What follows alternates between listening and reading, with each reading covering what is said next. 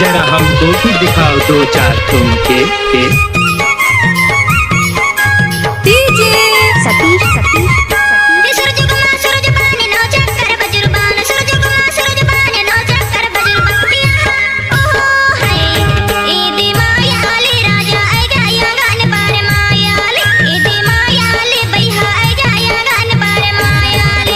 सुरजुगमा सूरज पानो चक्कर बजुर्बान सुरजुगमा सूरज पानो चक्कर बजुर्बान आहा ओ हाय इदे माया ले रानी आ जाया गान पार माया ले इदे माया ले रानी आ जाया गान पार माया ले।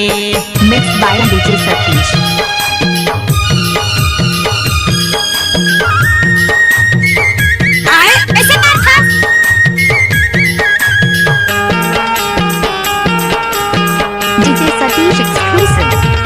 नवारे धोती की नारी नहीं आए वो की नारी नहीं आए हाय हाय वो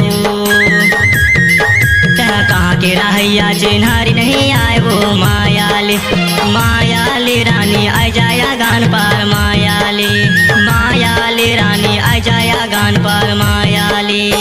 आप सुन रहे हैं डीजे सतीश नृत्य का मिक्स।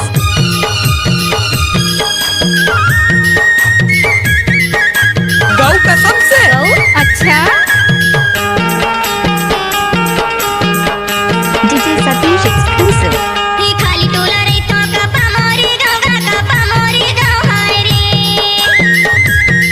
नेहानंद मोला कैथे पूछतिया बिना गा मायाले भैया आई जाया गान पार मायाले राजा आई जाया गान पार मायाले।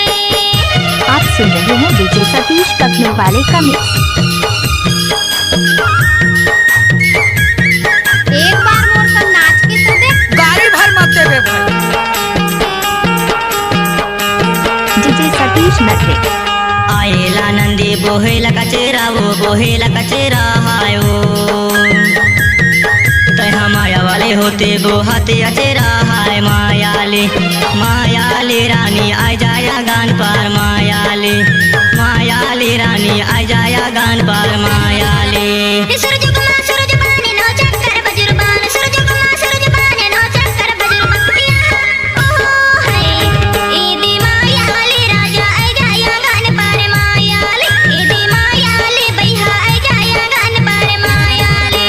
सूरज पानो चक्कर बजुर्बान सूरज पानो चक्कर बजुर्बान आहा ओ हाय इदे मायाले रानी आ जाया गान पार मायाले रानी आ जाया गान पार मायाले राजा आई जाया गान पार मायाले रानी आ जाया गान पार मायाले।